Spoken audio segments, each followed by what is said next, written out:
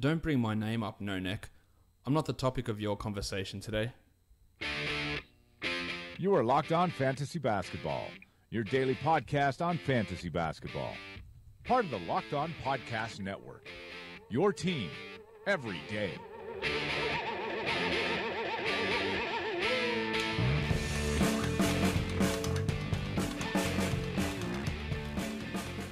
Hello and welcome to the Locked On Fantasy Basketball podcast brought to you by Basketball Monster. My name is Josh Lloyd and I am the lead fantasy analyst at basketballmonster.com, and you can find me on Twitter at redrock_bball. As always, we're going to look at Wednesday's 9 games. We're going to head across to Thursday and preview the 4 games there for DFS. Going to answer the question of the day, and we're going to shine the player spotlight on the current Brooklyn Nets starting point guard, that is Spencer Dinwiddie. So we've got lots to talk about.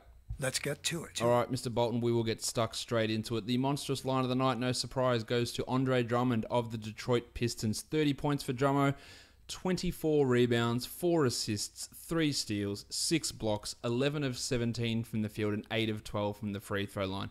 If I was going to tell you what Andre Drummond's rank is in 8 category leagues for the last month, I'll give you 5 seconds thinking time to have a guess of it. There is no way that you would know that he is the 8th ranked player over the last month, averaging 16.5 points and 16.5 rebounds, but also 4.5 assists, 2 steals, and 1.6 blocks, going at 57% from the field and 66 from the line. So he is the 8th ranked guy, despite still being a significant negative in the free throw percentage. Now, it's not 39% like last year and unrecoverable from number, but still, in terms of standard score for that number in the month, it's negative 1.7.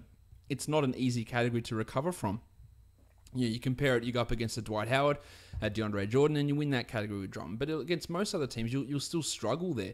But that just shows how well he is playing. And if you're in a punt free throw build, we're talking about this guy as a top 5 sort of player over the last month. For the course of the season, he's the 17th ranked guy at 14.5 and 15.5. 4 assists, 1.6 steals, 1.4 blocks, 55% from the field and 63% from the line. He has been absolutely sensational. We focus on the free throws because it's a huge improvement, but he's gone from 1.1 assists per game last year up to 4 a game. And as I said, 4.5 over the last month. That is big. He's somehow taken his rebounds from 14 a game to 15.5 per game. And his scoring's gone up a full point per game as well, while taking fewer shots. And I guess that's because of the increase in his free throw efficiency. His true shooting has leapt from 52 up to 57%. And in the last 6 games, he's at a 63% true shooting mark. At this point, we have to assume that the free throw shooting is real. This is what it's going to be, a 60 to 70% sort of a guy. The newfound playmaking. The steals have always been there for Drummond. They've eliminated some of his post-up stuff, which was really impacting his field goal percentage, so that's why we're seeing an increase there.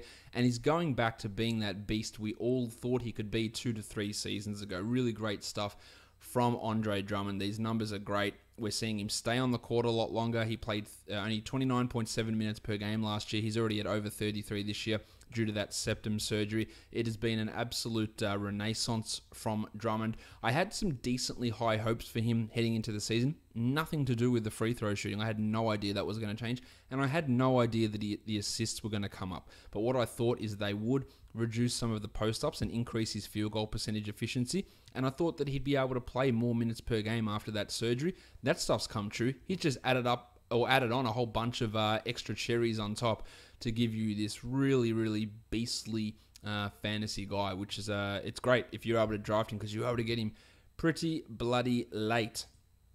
The waiver wire line of the night is also the young gun of the night because this man is in his 2nd season in the NBA, and that is Freddles Van Vliet of the Toronto Raptors. 19, 7, and 5 for Fred. 4 triples, 2 steals, and 3 blocks. He was 6 of 9 from the field, and he hit all 3 of his free throws. That is a sensational performance. We're well aware of that. And you can look at his ranking, and this is why, look, when you talk about ranking, and I'm very much, like, I reference it often in the show just as a reference number, but if you're just going things based on ranking, it can really screw you up and screw your team up. So you can look at this and look at his last 2 weeks and go, man, he's the 39th ranked player over the last 2 weeks. And you go, well, that means he's a must-own guy then. That's not necessarily the case. Yes, he is the 39th best player in that period, but he's shooting at 56% from the field and 61% from three. And we know that those two things have zero chance of holding. He was a 36% field goal guy last year. He's at 42% this year. Now, he is a decent three-point shooter. He was at 38 last year. He's at 39 this year, but he's bloody hell not a 61% shooter. So those things are going to come down. You can look at what he did in today's game, putting up 2 steals and 3 blocks. And look at this, man. He's doing all the stuff that Delon Wright should be doing. Well, that's fine, but for the rest of the season, he had 7 blocks combined.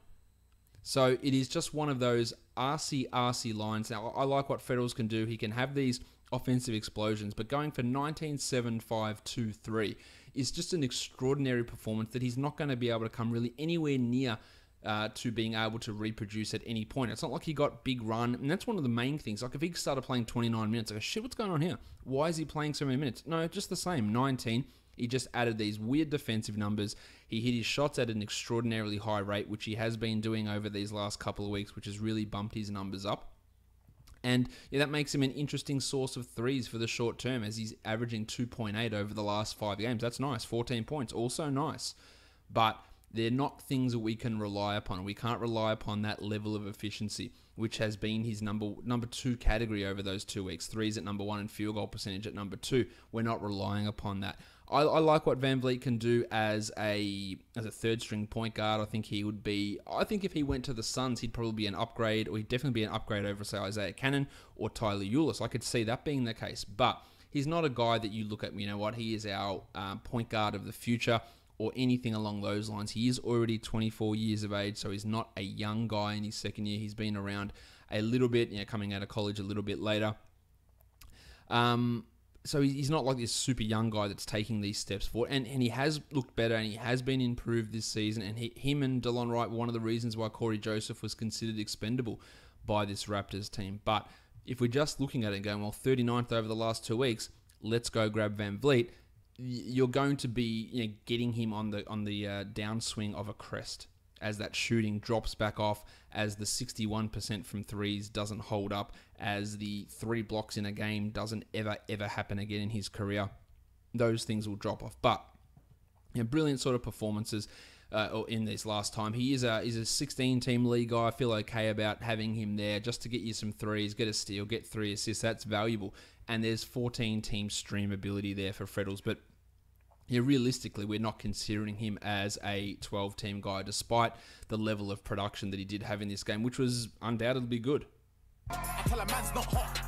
The dud of the night goes to Yusuf Nurkic of the Portland Trailblazers. 6-3 for Nurk. He had the 0-0, 0 assists, 2 of 6 from the field, and hit both of his free throws. He only played 20 minutes in this one. He got himself into some foul trouble. Had an elbow issue as well, an elbow contusion. We know he's been up and down. I'm not overly panicked about this, but his ownership is only 73% on Yahoo, meaning he's available on some waiver wires. It hasn't been the best year for Nurk, 105th ranked for the season, but over the last month, he's 67th. And in large part there, because he's got his percentages up. For the season, 47 and 67. The last month, 50 and 72, which are not crazy high numbers where you go, well, there's no way that's going to be able to continue. He hasn't been well known as a highly efficient guy, but 50 and 72 are not numbers that should be considered extraordinarily out of reach for Nurk in that time, averaging 14 and 9 with a steal and 1.5 blocks in 26 minutes. And that's a realistic expectation for him to continue along. Like, he could continue along those lines. He might not, but he could very well continue in a similar vein to that. The free throws are the biggest concern, I would say. Heading at 67% for the season. And if he goes at that level, then you're in punt territory. But if he gets it up to 72 over the last month, 83 over the last 2 weeks, then you're in a really much more solid territory with Nurk. And if he is on my wire, I would absolutely be looking and seeing where can I fit him? Can I deal with a potential relapse in free throw percentage? But everything else is pretty fine. I've talked about the injury risks with him. I've talked about the mental stuff with him and the lack of focus and the frustration that teams and organizations and coaches have with him. But for now, the minutes are okay-ish with upside there to push further forward into the top 50. And And, the downside is, what happens? He gets hurt or they take him out of the rotation and move him to a bench role. Yeah, so they can put Ed Davis in, Zach Collins. I don't think either of those things are happening. So I don't think you're at significant risk of those two things happening. So if he's available, go and have a look and see if you can fit him in. I don't think he's going to get a huge contract next season, and I'm not 100% sure it's going to be with the Blazers. So he's going to be a really, really interesting restricted free agent next season, just to see exactly where it all goes down and where he ends up and what role it's in. So I'm not thinking that his dynasty value is through the roof or anything like that, because there's no guarantee he goes to a team where he is a 30-minute-a-game starter. He could go and be a 22 backup, a 24 timeshare sort of a player. He could go into many situations with his obvious issues and concerns and flaws. So I don't think his dynasty level is significantly high, but I think you can have another 2 to 3 seasons of him of top 100 type numbers. Let's go to question time, and today's question comes from what's the person's name? It comes from Michael Fan, and he is on Twitter at MichaelBoo619. He says, if your fantasy playoffs are 2 weeks long, does it even matter to trying to trade for players with optimized playoff schedules? It's a really good question. I really do enjoy the 2-week playoff format because it does tend to even some of that stuff out. You're talking about, instead of over a 40-game sample for a week, you're looking at it over an 80-game sample, and a 6-game week versus a 7-game week. It's not as stark of a difference as a 3-game week versus a 4-game week. So a 3-game week versus a 4-game week, you're talking about 25% or 25% less in terms of games played. 7 to 6, you're talking about 14% less. Like it's a big. I think my maths is my math. No, it's yeah. I think my math's about right on that one. So it's a much smaller chunk of the pie. Now there are certain circumstances. Say for example, if your playoffs start on the 5th of March and you've got a Timberwolves player and it's a 2-week setting, they play 2 games and they play 3 games. So you've got only 5 games from your Jim Butler and from your Karl Anthony Towns, whereas you flip over to the Pelicans and they have 8 games in that 2-week period. So you're getting 8 games of Tone Davis, 8 games of Boog Cousins.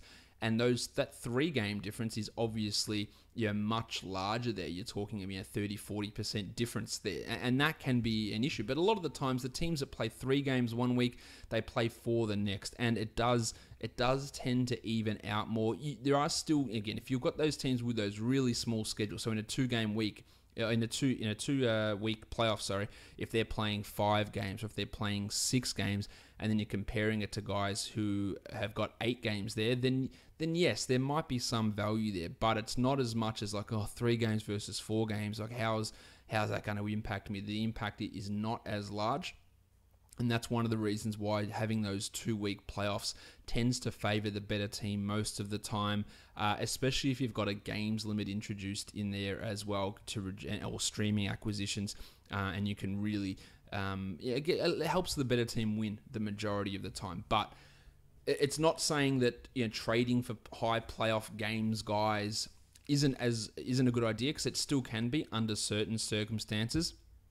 But say you're looking at a team like the Dallas Mavericks, who's starting the 3rd of March. Say you've got a 3-week playoff there. They play 3-3-3, right?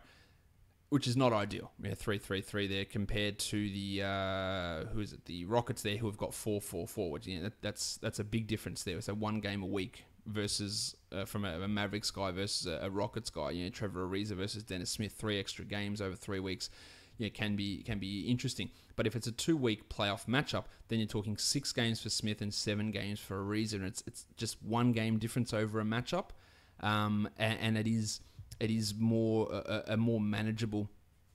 2-game difference over the matchup. It's more manageable in that scenario, and when you compare it again to these other teams, so these teams that play 4 games in that first week, then the next week they play 3 games, so it's 1 game split over 2 weeks difference instead of 1 game over 1 week. So I think you can understand the difference there. That's my experience with it. That's the way that and there is going to be always examples to that. And people have asked me plenty of times, "Oh, are you going to do a playoff schedule podcast?" And the reason that I'm probably not going to do it, I might talk about it a bit, is that everyone's playoff schedules are different.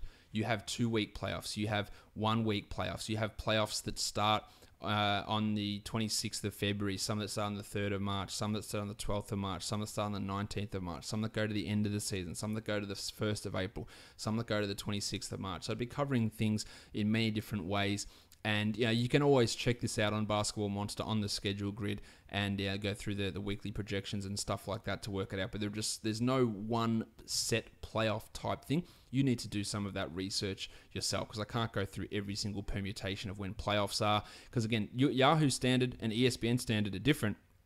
And I change all my playoffs from standard anyway, because I don't like when they finish. I want all mine finishing on that 25th of March is when all my playoffs in the leagues that I set up have finished, because I don't want anything running into April.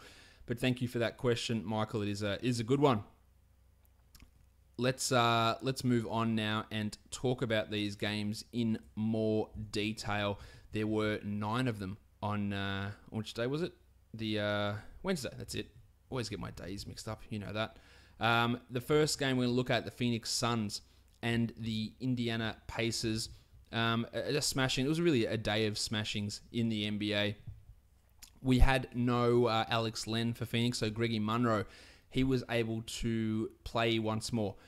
Now, yesterday last time when the Suns played, Munro started and they weirdly benched Tyson Chandler, saying he was needing a day off, he was fatigued, and when give Munro a revenge game or whatever bullshit Triano was spitting out there. But we didn't know if it was going to stick. And then earlier in the day, no, Tyson Chandler will go back to starting. So, of course, we're not going to stick with that. Now, Greg Munro is clearly their best centre. It's not even close, in my opinion. He is clearly their best centre.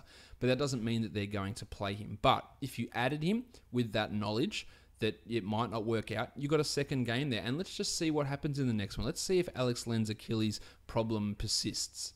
Let's see if they run into a more regular rotation pattern with Chandler, rather than playing him every game and then giving him the random night off against the Bucks. Munro had 16 and 17 in 29 minutes with a steal and a block, whereas Chandler only played 10 minutes. Now, he got into foul trouble, so that elevated Munro's minutes.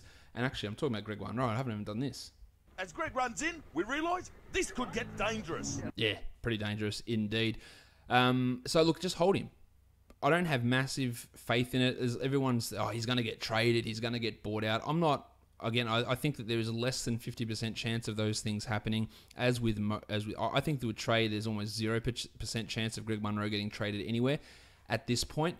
Buyout potentially, but I don't really see him finding himself in a situation where he's going to stroll in and play 27 a night and become this difference maker. But if he's in Phoenix here and they decide to give him minutes, there is an opportunity there. So just hold, you see what happens over the next couple of games, and you see how it all goes. Devin Booker only 26 minutes as they got their ass kicked, 19, 6, and 4, while Joshy Jackson had 20 in his 25, and TJ had 10 points in 34 minutes. Dragan Bender started again in place of Marquise Chris and went scoreless. I like Bender. I say it all the time. He's not a good fantasy player, and he might not ever become one. For the Pacers, Vic Oladipo, 33 minutes, 21, 4, and 9 with 3 steals. The Pacers were without Miles Turner. He was questionable before the game and then ruled out, while Daz Collison was out with a personal issue. They started Mighty Joe Young in place of Collison. He played 34 minutes and had 6, 2, and 2 with 2 steals. We don't think that Collison's going to be out for a long period of time, so there's very little value there in Young, while Corey Joseph played 33 minutes and had 8, 3, and 8. The 8 assists are nice from Joseph, but he is not a high priority 12-team league guy anyway. Thaddeus Young, 22 and 3 with 3 steals. Really got his mojo back, I guess, over the last couple of weeks with Miles Turner back. So he's a strong hold. While Bojan Bogdanovic had a strong game too, 17 and 7 with 3 triples, a steal, and a block. But at this point, I don't think there's any need to go and add Bojan outside of, say, 14 or 16 team leagues. Lancey Stevenson, 7, 9, and 4 in his 22 minutes. Let's move on to the next one. It's the New Orleans Pelicans and the Charlotte Hornets. Boog wasn't able to repeat what he did against the Bulls. 16, 13, and 5 with 5 blocks is still pretty bloody good. And Tone Davis had 19, 6, and 4 with 3 steals and 2 blocks. And Drew Holiday continued his strong form, 19, 5, and 4. The Rajon Rondo shitfulness express continued, 9, 1, and 5 in 15 minutes for Rondo. That's 2 consecutive games of under 20 minutes. Look, those numbers are actually all right. And if you double them into 30 minutes and he had 18 and 10, you go, man, that is fantastic. He's just not good. And Alvin Gentry is really seeing this quite often. We're seeing way more of Darius Miller replacing Rondo, a little bit of Ian Clark, some Jameer Nelson, and Drew Holiday playing at point guard. So I don't think there's any need to hold Rondo in 10s or 12-team leagues. Miller's a 3-point streamer, a pretty reliable source of threes. He had 2 of them in his 31, or each one more. I think he's more of a 14-team than a 12-team league guy. Onto the Hornets, Dwighty Howard, 22 and 16 with 3 blocks. That's a really nice performance. While Marvin Williams, 36 minutes. He'd really struggled to get any sort of big minutes at any point. He'd been putting up good numbers in limited playing time, but a 14-14 double-double with a triple-1 in 36 minutes is interesting. I don't think he's a really high upside guy, but I do think he is a guy that you do want to own. Kemba had 25 and 7 with 3 triples, while Batum, a shit shooting night, 7 points on 8 shots. But why I like him as a fantasy guy is he contributes in the other areas. 3 rebounds, 5 assists, 2 steals, 1 block. That's what he can do. Makes him a more roto guy than a head-to-head guy. Maybe the field goal percentage can be tough to deal with, but I think that he is a clear must-own guy to me. Jezza Lamb had 8 points in his 24 minutes. So we move on to the next game. It's Utah against Detroit. Derek Favors only 24 minutes here as they went early to Jonas Jerebko. 8 and 10 for Favors with 4 steals and 3 blocks, so really bringing the defense. But the way the minutes are coming down with Gobert back is definitely a source of concern. He's not an automatic drop. He could get traded into a better position at some point. We know that that's a possibility. But if things continue along the same track that they are, it is going to be a hard hold in 12-team leagues. Rocket Rodney Hood was out, so Jingle and Joe started 13, 1 and 7 with 2 steals. Since Hood's been out, Ingles has really improved his game. I think he's still got some 12-team league value, but he could comfortably be dropped if someone else appears. Well, ravishing Rick Rubio had the double-double. Not the double-double you're hoping for, but 11, 10 and 5 in 37 minutes for Rick. Again, just constantly he's just like standing behind you and flicking your ear and going, hey, remember me? And saying, oh yeah, maybe he still can do something. One of the more common questions that I get is Ricky Rubio going to unleash in the second half of the season? Is he going to bounce back like we saw last season? I have very little hope of that. I don't think that's going to happen, but I think still at this current level, he can still be a useful fantasy guy. Like 11, 10 and 5 with a steal is still decent. It's still usable. It's still 12-team. Now, people go, I picked him in the bloody 3rd round. Well, I'm going to drop him because he's shit. At this point, if you drafted him at the 3rd round, it doesn't really matter. If he's still providing you okay numbers in a punt field goal setting, and he's a top 100 guy in a punt field goal setting, in fact, he's a top 100 guy over the course of the season in just regular 8-cat value, then that's still providing value. Recently, the numbers haven't been as good, but 5 rebounds, 5 assists, over 1.5 steals with a 3 a game, and 85% from the line. That's nothing terrible to sneeze at. The question's always going to be who's there on the wire, who are you replacing him with, and how does your team look and what stats do you need? But he's not an auto drop just because you drafted him early and he's been shitful, and we know he has definitely not lived up to the expectations.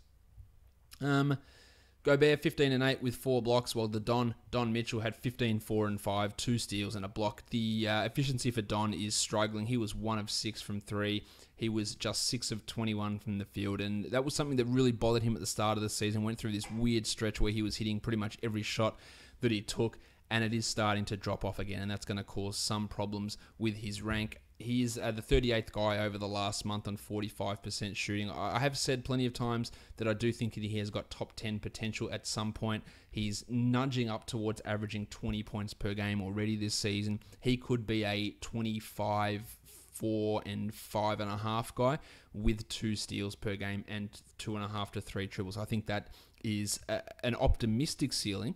But if I said that I thought that Mario Hezonja was going to do that, you could say, Josh, you're a dickhead. But saying that for Mitchell, you can always envisage that scenario and go, yeah, well, that could happen. Maybe it's a 10% chance of it happening, but it could happen. I had someone try and tell me today on Reddit, I don't know if you listen to this podcast, that he thinks Zach Collins is going to average 18, 11, 4, 2, and 2.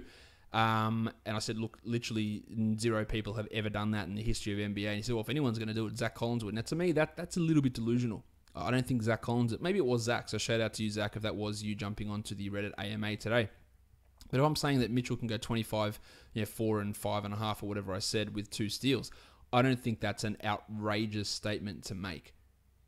I don't think that if I had to say, will he get it? I'd say no. But I think there is a huge chance of him being able to do that. And that's the difference between ways of phrasing things, I guess. Onto the Pistons. There was no Reggie Bullock with that thumb injury. Apparently he was available to play, but they didn't expect him to play, so he was not in action in this one. But what I liked here was Luki Kennard. 26 minutes, a double-double, 10, 10, and 4. And Stan Van Gundy said that he did want to get him playing more minutes as the season goes on. Now, I'll trust Stan Van Gundy with rookies when I see it for a prolonged period of time. I think Kennard's really good. I think he's probably better than Bullock. I think he's possibly better than Stan Johnson already. And shit, he might even be a better option than Avery Bradley for a team that is in a free fall, and Bradley is continually struggling, and there's no way they should re-sign him next season.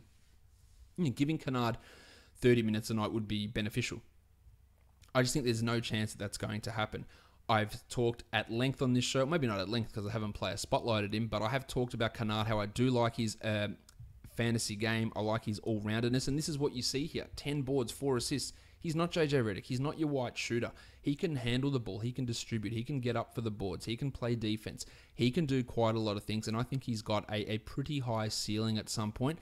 If you're in a 16-team league, I'd be all about grabbing him now. If you're in a 14-team league, I'd absolutely consider it, because if Stan is true to his word and he plays him 27 a night, then he can get you value in 14s. In 12-team leagues, he'd probably need 30 minutes, and I don't think he gets there. Stan Johnson was back in the starting lineup. He had a Nick Batum-ish type line, 7, 5, and 4 with a 1-1. The shot is just, it feels like it's never going to go in with him. 25% from the field on 12 attempts. 39 minutes for Stan in the overtime game. I'd rather have Kennard in most cases. Toby Harris had 13 on a poor shooting night. Well, Ish Smith moved to the bench, but still played more minutes than Langston Galloway. I don't understand that move at all. 5, 2, and 4 for Galloway, while Smith had 14, 2, and 3 with 2 steals. I know Tony Jones, who covers the Jazz, was unbelievably critical of Ish Smith today. He said Ish Smith was playing for the Jazz. He cost the Pistons this game. I didn't see the entirety of this game, but I don't think Smith is a very good player. And I've said that plenty of times. He still has some value, and even coming off the bench, he still played his 33 minutes and put up okay numbers, but the shooting is a real problem for him. Despite some earlier decent shooting performances, it's not going to be a consistent thing for Ish.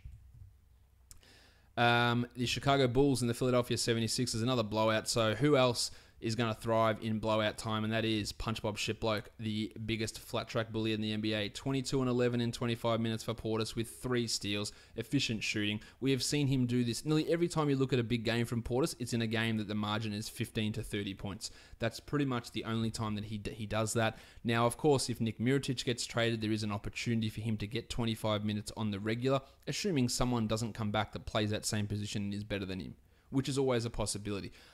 If you're in a decently good position, in a deeper sort of league, a 12-team league with an extra bench spot, a 14-team league, like adding Portis and seeing what happens with Mirotic is something that's worth looking at. But remember, nearly all his big games come on unsustainable efficiency, sky-high usage, and in large blowouts.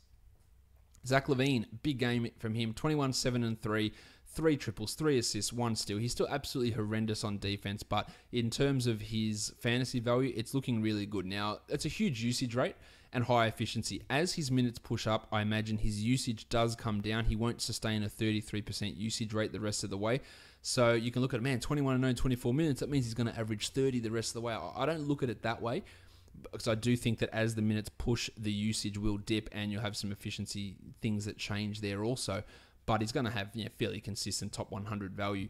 Jaren Grant started but was benched in the second half. He was just getting toasted by Benny Simmons. 7, 1, and 3 for Jaren, while David Nwaba started the second half and had 10, 5, and 4.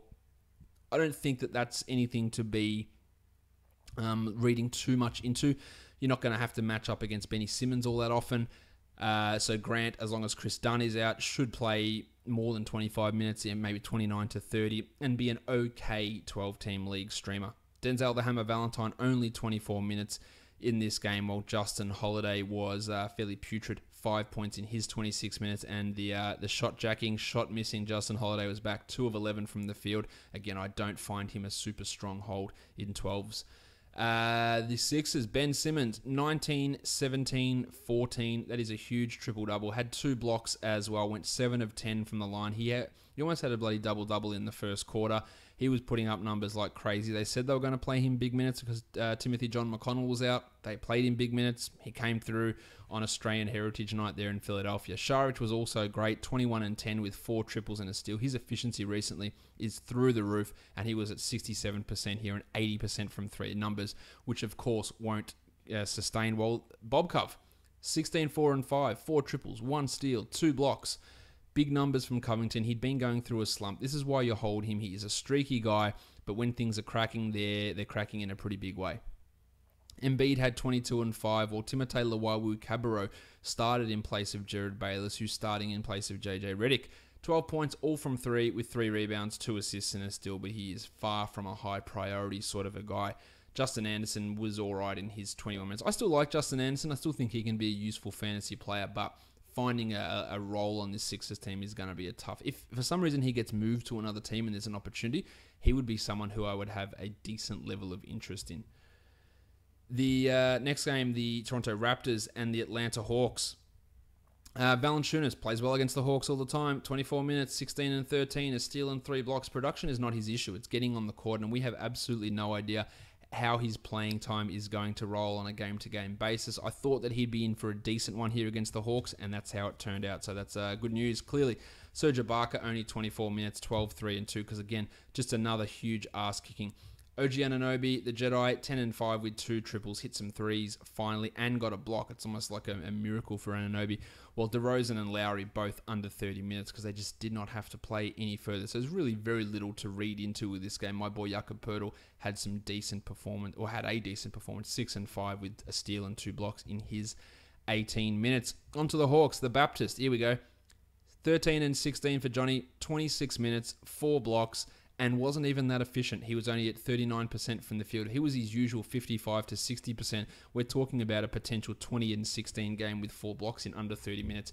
He is a permanent monster. He should be owned in every league. I don't know what Budenholzer is going to do. He played like literally every player on the roster that was active and available to play and played them all at least 10 minutes. He's dicking around rotations for guys. But Collins is the guy they need to see what he can do. So he needs to be owned. He doesn't need 25 minutes a night to be a top 100 guy. He doesn't even need 24 or 20. If you give him 22 minutes a night, I think he's a top 100 guy. If you give him 27, he's a top 50 player. And that's a guy you just can't leave on the waiver wire, I don't believe anyway. Schroeder had 20 and 8 in his 27, while Bazemore had 13 and 3. Miles Plumlee continued to start and will continue to start for whatever bullshit reason Budenholzer is giving. It's ridiculous. He shouldn't start. He did have 3 blocks, so maybe I'm being harsh on Miles Plumlee, but he shouldn't start. Well, everyone is ready to just label Taurean Prince as terrible, and I understand that. Now, Mike Budenholzer was quite critical of Taurean after this game, says he benched him because he had to be smarter. He was making mistakes. He played 13 minutes and had 2 points. He's still a top 100 player for the season. And over the last month, for when he has been trash, he's still a top 130 player, averaging 11 and 5 with 2 assists, 0.8 steals, 0.7 blocks. There's been some rough moments in there. The last 6 games in particular have been pretty shitty. He scored in double digits once in his last 7. That was that 17-point game in the last one. It's been a real string of badness from the artist formerly known as Taurean Prince. But I'm holding him. He'll get dropped in plenty of leagues, and I'd definitely look to add him. I think I don't rate Prince as a great player. I don't even think he's got great upside or anything along those lines. When the draft was done last year, I really valued Bembry as a prospect more than Prince, and we haven't seen much of Bembry at all. Prince showed a little bit. I don't think he's ever going to be one of the best 4 players on a playoff team. I don't think he'll ever become that. But the opportunity is here for him this season. And while it has been reduced recently, I don't think it's going to last like this, and I do think that he should be owned. And I know many of you are going to disagree. Josh, he's trash. Get rid of him. I'm not ready to do that. I'm more stubborn than most, and I will be holding on to him despite the recent struggles that we have seen from the artist. The Undertaker, just the 18 minutes, 4 1-1 because this Miles Plumlee bullshit continues. I would much rather have Collins than Dedmon. Much. Now, Dedmon was really good before the injury. If you do own him, I think it's reasonable to consider him a drop. I would drop him over Prince quite comfortably, but I wouldn't be rushing to go and drop Dedmon. But this looking at this sort of a box score, it makes you shit yourself for value of a lot of guys when every single dickhead on the team is playing at least 10 minutes. That is a concern for their value. The San Antonio Spurs and the Memphis Grizzlies, there was no LaMarcus Aldridge. He was resting. Manu was out as well. But Tone Parker cleared to play his first back-to-back set of the season. 21 minutes, 12, 1, and 4. Let's check on everyone's favorite waiver wire prospect, DeJounte Murray. 24 minutes, 11, 4, and 7. And I think that is a more realistic representation. Maybe the assist a little bit high, but that's a more realistic representation of what value he can potentially provide this season. Remember, at the start of the season when he was playing, he was the 184th ranked player, and he wasn't getting 32 minutes a night, and that was without Parker in the rotation. This is with Parker back and no Manu, and Manu's going to come back and have an impact as well.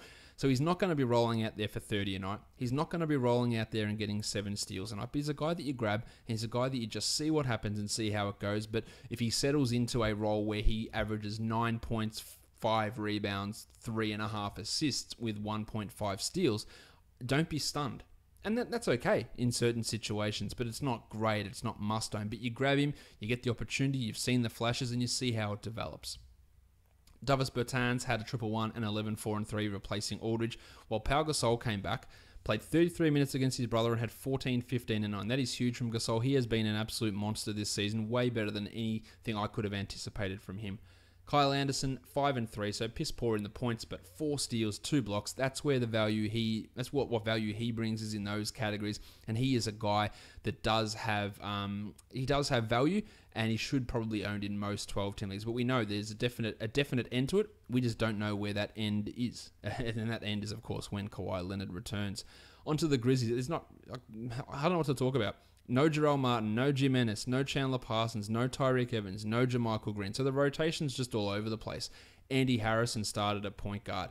We had Deontay Davis play 21 minutes. We had Mike Henry get 22. Wayne Selden was shit in his 27 minutes in the start. Ivan Rabb made his first NBA start and had 8 and 6 in 17 minutes. But none of this is real.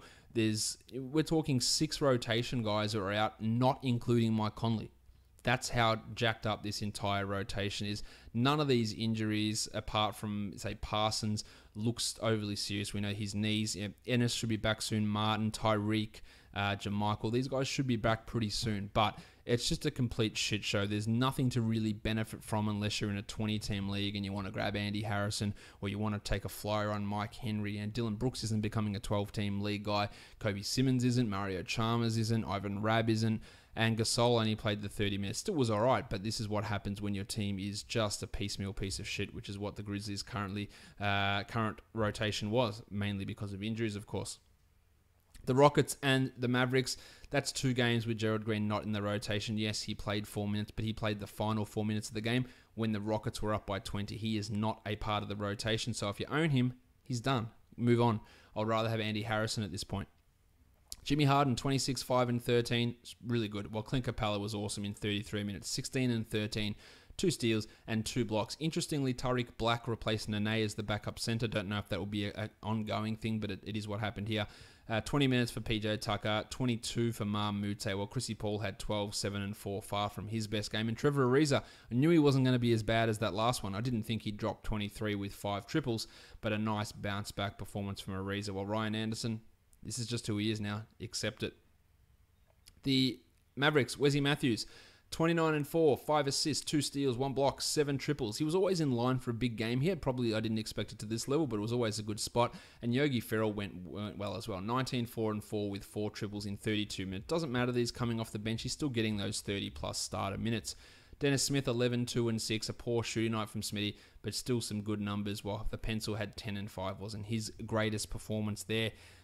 Kleber, 2 points in 9 minutes, while Dirk, only 15 minutes. He had a gastric upset, shitting his pants, so he was not able to play in the second half. He should be fine, and he has that back-end 12-team league value with, of course, very limited upside, because we know who Dirk is at this point in his career. A legend, but not a guy that's going to contribute massively high upside value for fantasy. The Timberwolves and the Portland Trailblazers. Jim Butler out again, so Nemanja Bjelica made another start. 36 minutes for Bjelica, 9 and 7 with 2 steals. I think that's a more realistic representation. If Butler was going to be out long term, that's the sort of thing I think that you can look at Bjelica and go, well, you know what, that's all right. That's sort of what he gets, but it's not 12-team worthy. One thing that is continually amazing is the fact that Karl Anthony Towns just can't get any shot attempts. The players that had more shot attempts than Towns were Bjelica, Jeff Teague, Andy Wiggins, and Jamal Crawford all took more shots than Townsy, who only had 9 field goal attempts. Now, still 16 and 9, but this is a bloke who should be dropping 30 and 9. Yeah, pretty comfortably. I don't understand the shot distribution. I don't understand having a usage of under 17%. It's really, really weird coaching. I can't really fault Wiggo too much for taking 17 shots when he hit 65% of them, but Townsy hit 67% of his, so he was still good there. Well, this is just a typical Wiggins line. 24 points with 2 rebounds and 2 assists, just doing what he does with Butler out, upping the scoring and doing jack shit in the other categories, which is what has made him a really borderline guy, only averaging, say, the 17 points as opposed to 20 plus that he averaged last season. Jamal Crawford was back, 19 points with 5 assists in 20 minutes. Shot the ball well, nothing to really see there outside of the deeper formats. For the Blazers, Dame Lillard, 31, 4 and 6 with 6 triples. Big game from him. How about the Chief, Al-Farouq Aminu? Sometimes it may be good, sometimes it may be shit. I'd say he was good in this one. 15 and 7 with 3 triples and 2 steals. A borderline 12, a must-own 14-team league player, while McCollum had 28, 3 and 4, 5 and 4 triples. Paddy Connaughton, 12, 3 and 2 in 23, while Shabazz Napier struggled his way to 3 points in 23 minutes, and Napier is not a standard league player, despite his consistent role, as we've seen. Eddie Davis capitalised on Nurkic's injury and fouls, 11 and 10 in 25 minutes. We know that Davis is one of those guys who continually gets rebounds. He's one of the best rebound streamers out there, but minutes are going to be a concern for him. So he is, again, just that streaming option, and that's really it. The Celtics and Clippers game, some weird late news. Al Horford and Marcus Smart were both ruled out. Horford with not a concussion, but precaution from getting knocked in the head the day before. And Marcus Smart cut his hand on glass at his hotel. Now, my guess, and it's a complete guess, is that Marcus Smart punched his coffee table, a glass coffee table, put his hand through it, getting pissed off at losing the game or doing something like that, maybe being a little bit on the sauce, and knocking his hand through a table and cut it open. And it was weird wording. The Celtics and Brad Stevens were investigating what happened, so it definitely wasn't something innocuous. There was something weird about that Marcus Smart injury, and something will come out about that. So him and Horford were out, so that changed the rotations. Marcus Smart started next to Bainesy, 28 minutes for Morris, 15, 2 and 2. Strong 14-team league guy, but that's about it. While Bainesy had 12 and 6, always puts up solid numbers when he gets that starting opportunity. While Vanilla Tice blocked 2 shots, had 2 triples, just missed the Richie Beno and had 8 and 8. Kyrie was solid in the win in the back-to-back, and Terry Rozier took advantage of Smart's absence, as he does in pretty much every situation, 15, 3 and 4. Jason Tatum also got his shot back in business, 2 of 4 from 3, truly trying to get this beard off, 18 and 6 in total, while Jaylen Brown, let's check on his free throws, 5 of 6, great, but 2 of 10 from the field for 9 and 8 with 2 steals, continues just to be as up and down as they come. On to the Clippers. DeAndre Jordan was doubtful, and next minute he was playing. 15 and 14 in 31 minutes. Also on a minutes restriction, but still played 31. Good to have him back. While that meant the table, Montrezl Harrell went down to 18 minutes, and Will Reed only the 2. Harrell, if you grabbed him for DeAndre's absence, you can move on now. Wes Johnson, really, really strong line from Wesy here. 10, 4 and 4 with 2 steals, 4 blocks, and 2 triples. And until the Rooster returns, Danilo Gallinari, then Wes is going to have that really interesting streaming value. Now, Gallinari thinks it could be 3 games before he's back, maybe 2 games, so his return is upcoming. And then when Austin Rivers comes back, it puts a further clamp on that situation. But for now, Wes is providing really, really decent numbers, really good lines, and they don't require scoring. So it's not a usage-based thing for him. It's more about just where the minutes are. In the last 2 weeks, he's the 63rd ranked player because he's hitting 2.3 triples, 0.9 steals, and 1.4 blocks with 5 rebounds, and he's doing it efficiently for really the first time in his career. Never been a guy who's been an efficient shooter.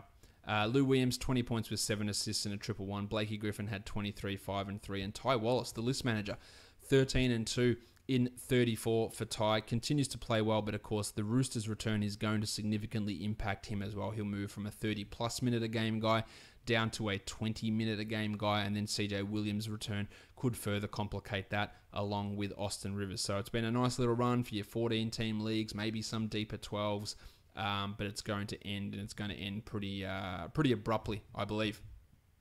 All right, that is all the action from Wednesday. I am going to take a quick break, and then we're going to come back. We're going to shine that player spotlight onto Spencer Dinwiddie. We're going to preview the 4-game Thursday for DFS, and now I'm going to play you a song by Big School, and that song is called After Dark. So I'll be back to talk DFS in a minute or two.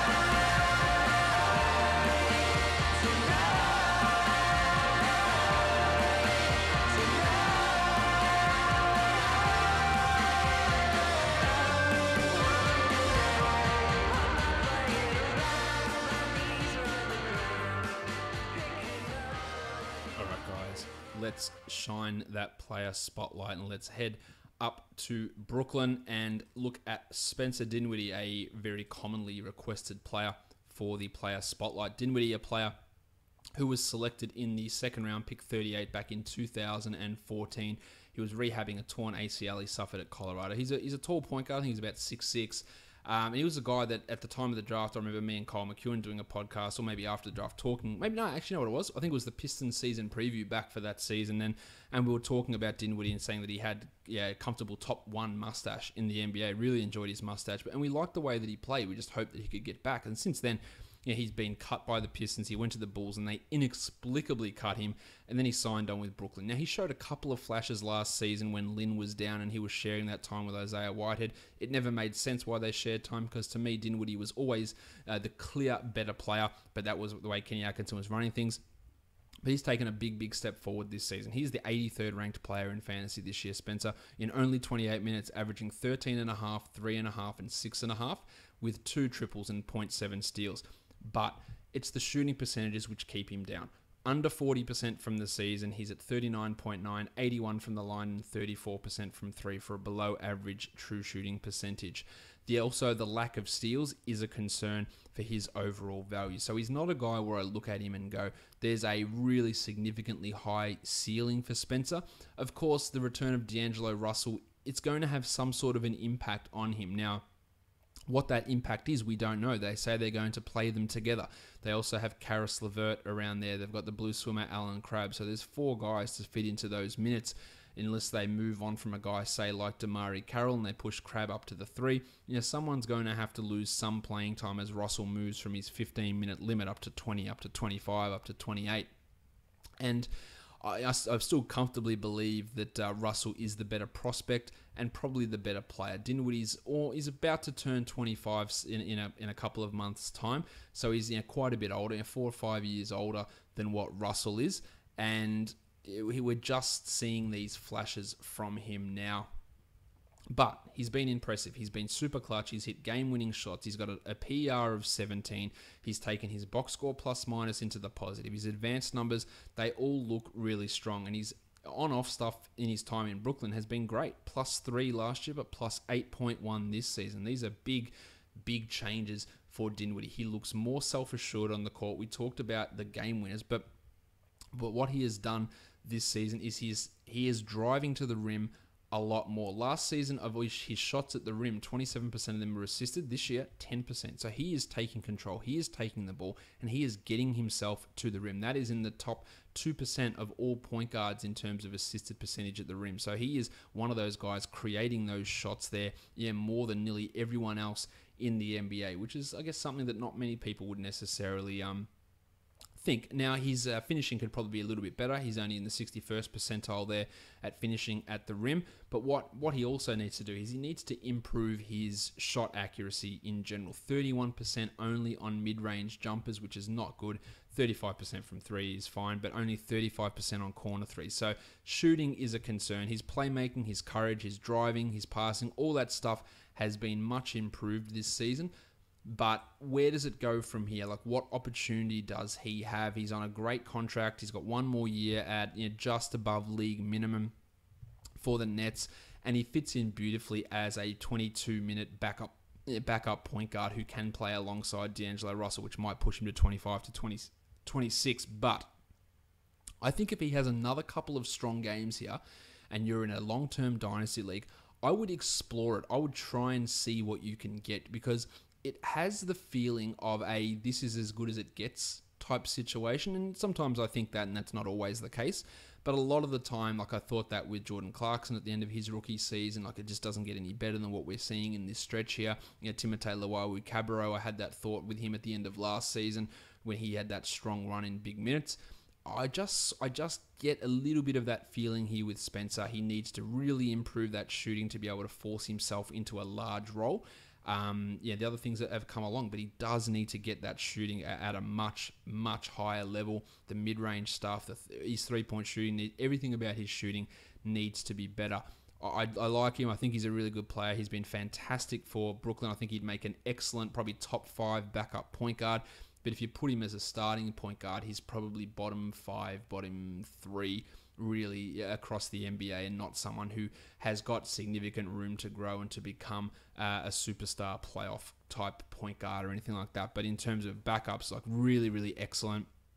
Playing off ball, playing that Corey Joseph, DeLon Wright, Raptors role in that 25-minute spot where you're playing multiple positions and playing alongside other point guards as well in 2 point guard systems. If he can get the field goal percentage up, now this is, we're talking about his 4th season, but it's not like he's played a ton of games. He's only played 152 games over those 4 seasons. The first 2 years, he didn't even get to 40 games in either of those.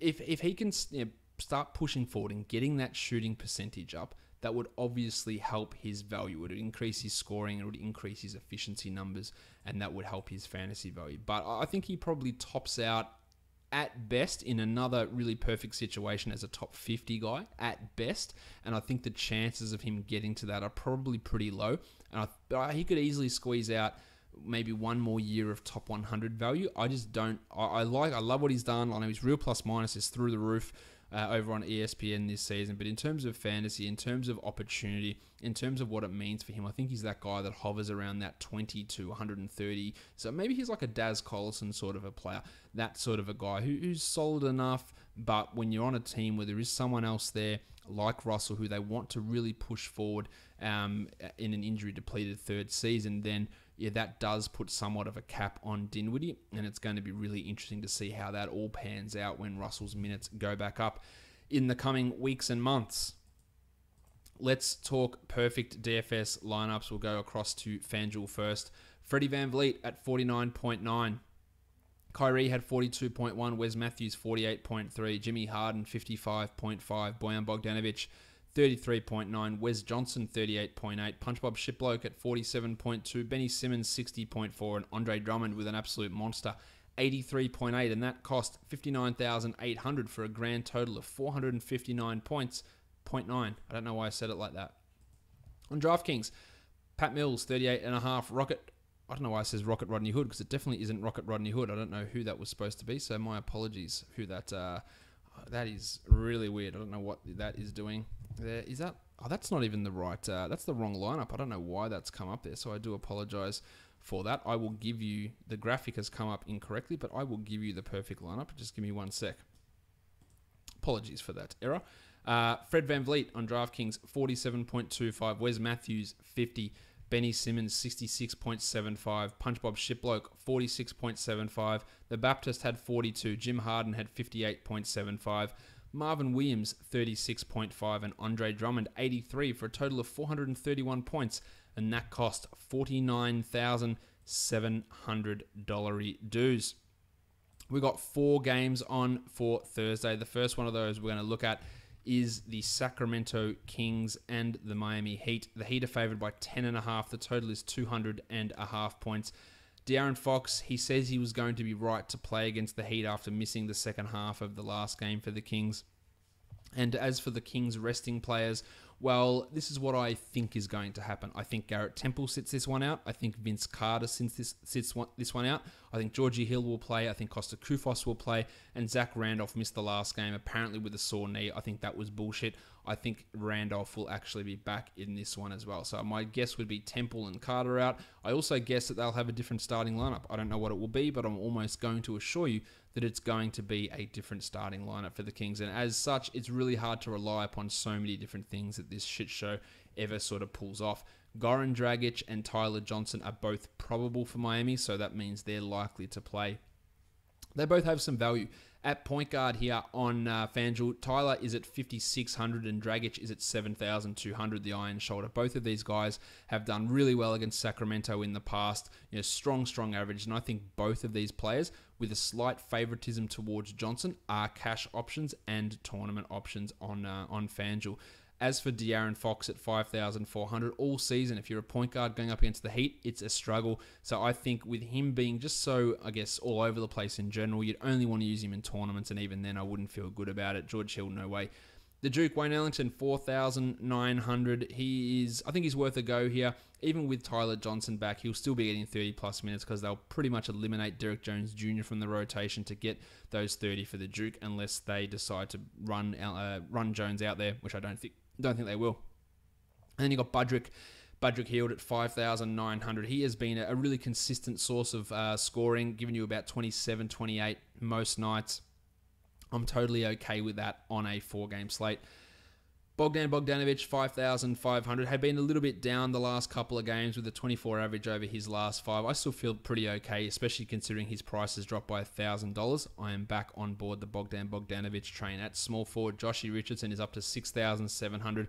That's probably pushing it too much for me, and I think that's a fade spot. Justice Winslow at 36 and Justin Jackson at 3,500 are small forwards that you don't want any part of. At power forward, Jimmy Johnson at 5,800. With the return of Dragic and Johnson, I guess some of his ball handling does go away. But I still think at that price against this opposition, mainly, that's one of the main factors. I like him as a 40-point upside tournament guy. Probably unlikely that he gets there, but there is GPP upside in Jim Johnson. A Linux at 4,600, not really keen there. While Labissiere at 56. It's not a great matchup for Skull, but the way that he's playing, I feel pretty good about him going out there and exceeding that value. No interest in Zebo, of course. At center, Hassan Whiteside, 9,300. Really good numbers. 41.5 average over the last 5. A super good matchup against the Kings. But at that price, I don't feel really locked in for him in cash.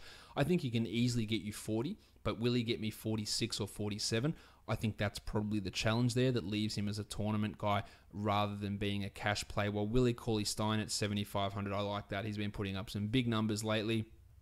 37-point average over the last 5, had 55 in his last game. I'm totally okay with using Will Cauley-Stein there. On DraftKings, I like Whiteside again for a tournament, 8,400. More cash value than on FanDuel, but still more tournamenty. Whereas for cash, I like Cauley-Stein at 65. I like Dragic at 71. Budrick's at 5,000. Tyler Johnson's at 51. They're both really strong plays, I reckon. Bogdanovic at 49, which is a big dip, and Labissiere at 5,000. So a lot of cash options for this game against the Kings for DraftKings. Or not against the Kings, involving the Kings. The next game we look at, the Wizards and the Thunder. The Thunder are favored by 5, and the total is 213.5 points here. We don't know the status of Otto Porter. He left the last game with a hip strain. If he is out, of course, we're looking at Kelly Oubre Jr., who will slot into that spot and probably play large minutes there. And he would be a guy that would be really interested in. At point guard, Russ Westbrook, 11,900 for Russ. Probably a little bit too high. Just finding the other value plays around might be tough. But if we get some late scratch news and some like 3,800 players come into play, then using Russ is a fairly good guarantee you're going to get at least 55. I think you should feel comfortable about that. But otherwise, using him in cash might be tough to fit the right guys around him. Fat Face Ray Felton's at 38. You're pretty much getting 20 a night from Felton at this point, which, again, if you just need salary relief, get 20, 22 out of Felton at 3,800. Yeah, I'd chalk it up as a win. Johnny Wall at 9,500 has not been putting up the biggest numbers. He has got a good record against Russ and the Thunder, so I feel pretty okay about using him here. And again, the limited slate makes me lean a little bit more in his direction, while Brad Beal at 7,600 has been slumping himself, but this is a good opportunity, I believe, to get him back involved, especially for tournaments. Small forwards, Porter's at 6,500. I want nothing to do with that. Paulie George at 8,100. Had 40 in the last game. Another 40 is not out of the realms of possibility, and it is a decent matchup for him. So I think that he is worth looking at. Well, Oubre at 51. I'm all about Oubre even if Porter is out. But if Porter is out, then I'm even more about Oubre. I like him for cash. I like him for tournaments here. At power forward, Mark Heath's at 44. Look, if Porter's out, I might throw him into a tournament just because there'll be less of that Porter at the 4, Oubre at the 3 lineup, because Porter obviously won't be there, giving Mark Heath a little bit more minute ceiling, but otherwise probably a no. While Mike Scott at minimum salary or Jeremy Grant at 36, they're not really doing anything. If I'm taking one of them, it's probably going to be Scott, especially if Porter is gone. At centre, Steve-O Adams, 7,300. That's probably just a little bit too high. The matchup's a marginal positive, but it's not a significant one, while Marcin Gortat at 4,300 has done pretty well against Adams, averaging 29 over the last 3, which at 4,300, if you get 29, you're dancing in the streets. The problem is he's been an under 20 minute per game guy for the last 3 because he's not that good anymore. There is an opportunity against this big burly New Zealand bloke that he might see some more playing time. So maybe you throw him into a tournament, but I think the upside is pretty bloody low for Gortat at this point. On DraftKings, for cash, I like Westbrook at 11.4. I like Johnny Wall at 8.5. That's really good, I think, that price. Paulie George at 76 and Beal at 72, as well as Oubre at 51. And most of the other chatter on those other guys is pretty similar. Melo, not bad at 6,100, but there are better options around, I believe. Let's go on to the next one. We're going to look at the New York Knicks and the Denver Nuggets. The spread is even, which is weird to me. I'd be really interested in the Nuggets, but they have struggled lately. 212.5 here. Koch missed the last game with a calf contusion, while Kristaps Porzingis. I've got him as questionable, but he thinks that he is going to play, so he's more on the probable side of questionable, while Ken Fareed is questionable for Denver, and he probably wouldn't even play if he was healthy anyway. At point guard, Jarrett Jack, 4,900, has been giving you around that level most days. There's just no upside in him, I don't think, at all for tournaments, and even the cash floor is not all that great. The Blue Arrow, love what he's been doing, but FanDuel's gone, no, well, you can't have nice things, so we're putting him at 7,500. He dropped 52 in that last game. It is a really good matchup for him, so it makes him a strong tournament play, but it's 7,500 with Dr. Malone dicking players around at times, even including Murray, who's been really awesome lately. I find it hard to use him in cash in that spot. Ntilikina is at minimum salary because he's just not getting a run, really not caring about that, while Manny Moutier is at minimum as well, probably little interest there. Farton Will Barton is going to start. He is at 6,500. We've also got Gaz Harris questionable too. If Barton's going to start, and if Gaz Harris is out, I'm really in on that at 6,500. I still think it's pretty good, even with Harris's status up in the air, but if Harris is out, that's all about Farton there. Timmy Hardaway's at 5'9", and I'm in on that too. He played 35 minutes in the last game. It wasn't a great game, but still put up 22. That's not a bad floor at 5,900, and he's got 45 point upside here pretty clearly. Gaz Harris at 72 is a fade, while Courtney Lee at 5,100 is limited tournament upside, but not a bad cash play. And the matchup does have a little bit of negativity towards him, so someone who I'm not going to be overly interested in. At small forward, Baby Neck Wilson Chandler off the bench, still played 31 minutes in the last game, but he has just been a piss poor producer most games, so I'm not really caring. While Mick Beasley at 5,900, Porzingis out, Beasley goes in your lineups in cash. Porzingis in, really, really tough, and especially at 5,900, I'd want nothing to do with it. The rest of the small forwards, it's an exercise in mediocrity. Lance Thomas, Doug McDirt, Torrey Craig, Dick Jefferson, no. Porzingis, 8,700. Looks like he's going to be fine. Looks like he's going to play. He's not really feeling like a cash guy to me. Maybe a tournament, but that's really about it. Not super invested. While Trey Lyles at 6,000.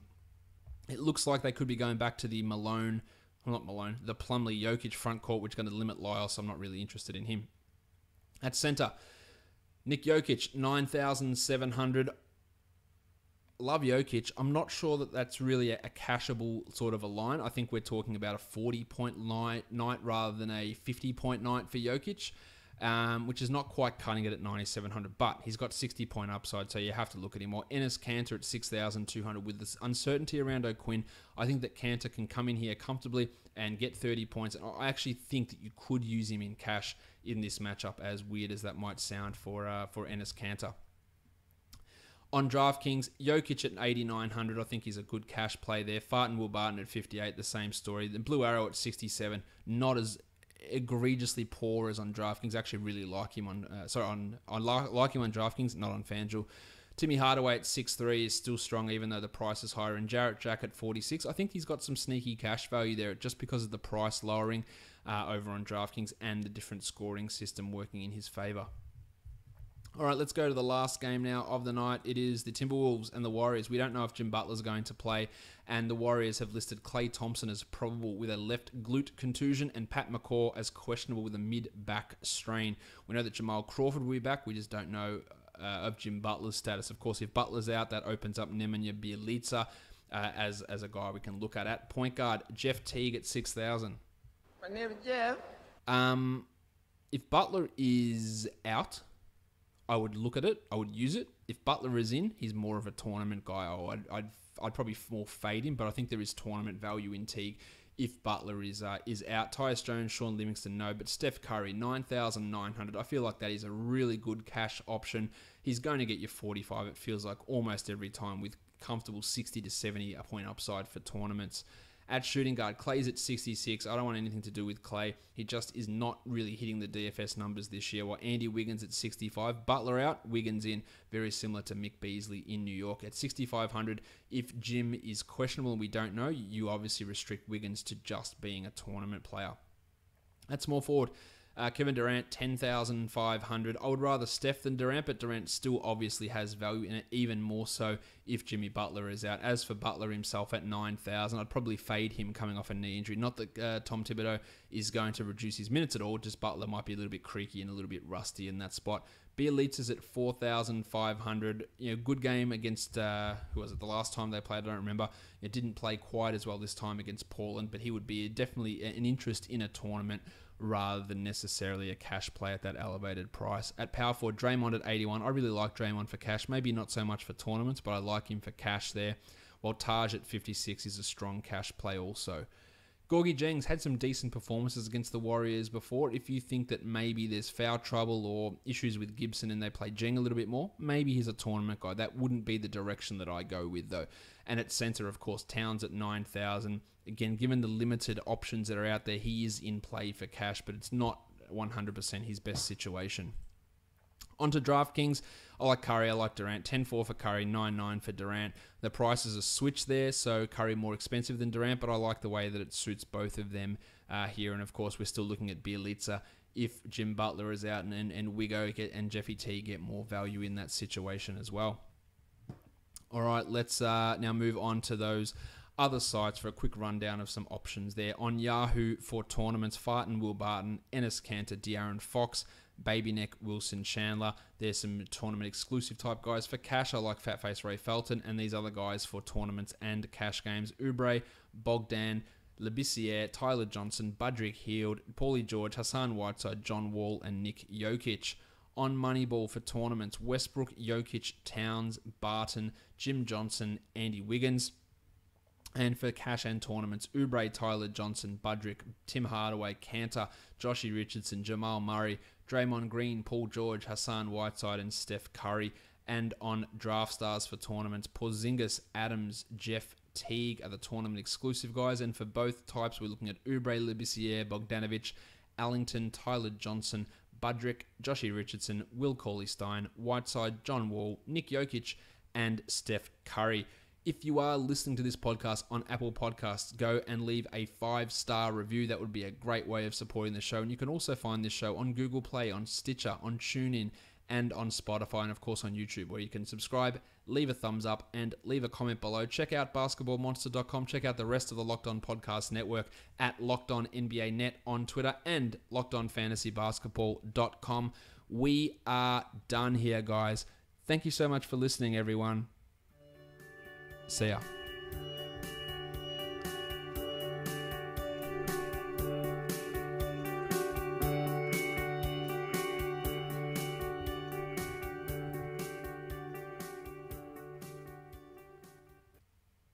Draymond Green.